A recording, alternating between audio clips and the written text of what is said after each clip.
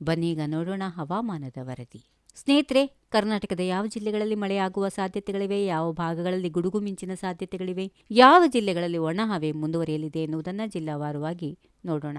ಭಾರತೀಯ ಹವಾಮಾನ ಇಲಾಖೆ ನೀಡಿರುವ ಮುನ್ಸೂಚನೆ ಪ್ರಕಾರ ಕರ್ನಾಟಕದ ಕರಾವಳಿ ಜಿಲ್ಲೆಗಳಲ್ಲಿ ಮಳೆಯ ಚಟುವಟಿಕೆ ಮುಂದುವರಿಯುವ ಸಾಧ್ಯತೆಗಳಿವೆ. ದಕ್ಷಿಣ ಒಳನಾಡಿನಲ್ಲೂ ಕೆಲವು ಕಡೆ ಚದುರಿದ ಮಳೆಯ ಸಾಧ್ಯತೆ ಇದೆ. ಮೊದಲಿಗೆ ಕರಾವಳಿ ಕರ್ನಾಟಕದ ಜಿಲ್ಲೆಗಳು. ದಕ್ಷಿಣ ಕನ್ನಡ, ಉಡುಪಿ ಮತ್ತು ಉತ್ತರ ಕನ್ನಡ ಜಿಲ್ಲೆಗಳಲ್ಲಿ ಇಂದು ಹಲವು ಕಡೆ ಮಳೆಯಾಗುವ ಸಾಧ್ಯತೆಗಳಿವೆ. ಕೆಲವು ಕಡೆ ಗುಡುಗು ಮಿಂಚಿನೊಂದಿಗೆ ಮಳೆ ಬೀಳುವ ಸಾಧ್ಯತೆಗಳಿರೋದ್ರಿಂದ ವಾಹನ ಸವಾರರು ಮತ್ತು ಸಾರ್ವಜನಿಕರು ಎಚ್ಚರಿಕೆಯಿಂದ ಇರಬೇಕು. ಇನ್ನು ಉತ್ತರ ಒಳನಾಡಿನ ಜಿಲ್ಲೆಗಳ ಕಡೆ ಗಮನ ಹರಿಸುವುದಾದರೆ ಬಾಗಲಕೋಟೆ, ಬೆಳಗಾವಿ, ಬೀದರ್, ಧಾರವಾಡ, ಗದಗ ಮತ್ತು ಹಾವೇರಿ ಜಿಲ್ಲೆಗಳಲ್ಲಿ ಇನ್ನು ಮಳೆಯ ಪ್ರಮಾಣ ಕಡಿಮೆ ಇರಬಹುದು. ಆದರೆ ಕೆಲವು ಕಡೆ ಸ್ಥಳೀಯವಾಗಿ ಗುಡುಗು ಸಹಿತ ಮಳೆಯ ಸಾಧ್ಯತೆ ಇದೆ. ಕಲಬುರಗಿ, ಕೊಪ್ಪಳ, ರಾಯಚೂರು, ವಿಜಯಪುರ ಮತ್ತು ಯಾದಗಿರಿ ಜಿಲ್ಲೆಗಳಲ್ಲೂ ಬಹುತೇಕ ಕಡೆಗಳಲ್ಲಿ ಒಣಹವೆ ಇರಬಹುದಾದರೂ ಅಲ್ಲಲ್ಲಿ ಸ್ಥಳೀಯ ಗುಡುಗು ಅಥವಾ ಚದುರಿದ ಮಳೆಯ ಸಾಧ್ಯತೆಗಳಿವೆ.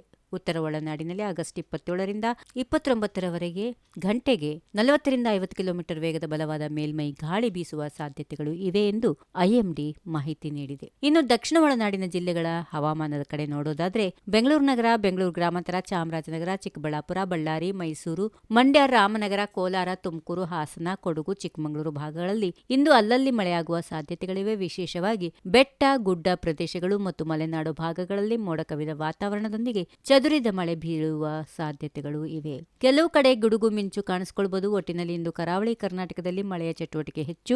ದಕ್ಷಿಣ ಒಳನಾಡಿನಲ್ಲಿ ಅಲ್ಲಲ್ಲಿ ಮಳೆಯ ಸಾಧ್ಯತೆ ಹಾಗೂ ಉತ್ತರ ಒಳನಾಡಿನಲ್ಲಿ ಮಳೆ ಕಡಿಮೆ ಇರುವ ಸಾಧ್ಯತೆ ಇದೆ. ಮಳೆ ಅಥವಾ ಗುಡುಗು ಮಿಂಚು ಕಾಣಿಸಿಕೊಂಡಾಗ ಮರಗಳ ಕೆಳಗೆ, ವಿದ್ಯುತ್ ಕಂಬಗಳ ಬಳಿ ಅಥವಾ ತೆರೆದ ಪ್ರದೇಶಗಳಲ್ಲಿ ನಿಲ್ಲದಿರುವುದು ಉತ್ತಮ.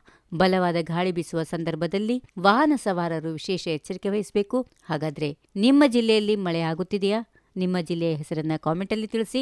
ಕರ್ನಾಟಕದ ಜಿಲ್ಲಾವಾರು ಹವಾಮಾನ, ಮಳೆ ಮುನ್ಸೂಚನೆ ಮತ್ತು ಪ್ರತಿದಿನದ ಪ್ರಮುಖ ಸುದ್ದಿಗಳಿಗಾಗಿ ನಮ್ಮ ಚಾನೆಲ್ ಅನ್ನು ಸಬ್ಸ್ಕ್ರೈಬ್ ಮಾಡಿಕೊಳ್ಳಿ. ವಿಡಿಯೋ ನಿಮಗೆ ಉಪಯುಕ್ತ ಅನಿಸಿದ್ರೆ ಲೈಕ್ ಮಾಡಿ, ಶೇರ್ ಮಾಡಿ ಮತ್ತು ಸಬ್ಸ್ಕ್ರೈಬ್ ಮಾಡಲು ಮರಿಬೇಡಿ. ಮತ್ತೊಂದು ಹೊಸ ಹವಾಮಾನ ಮಾಹಿತಿಯೊಂದಿಗೆ ಮತ್ತೆ ಭೇಟಿಯಾಗೋಣ. ಧನ್ಯವಾದಗಳು, ನಮಸ್ಕಾರ. If you like this video, ಬೇಗ ಲೈಕ್ ಮಾಡಿ, ಕಾಮೆಂಟ್ ಮಾಡಿ, ಶೇರ್ ಮಾಡಿ ಹಾಗೂ ಯೋಯೋ ಟಿವಿ ಕನ್ನಡವನ್ನು ಸಬ್ಸ್ಕ್ರೈಬ್ ಮಾಡಿ.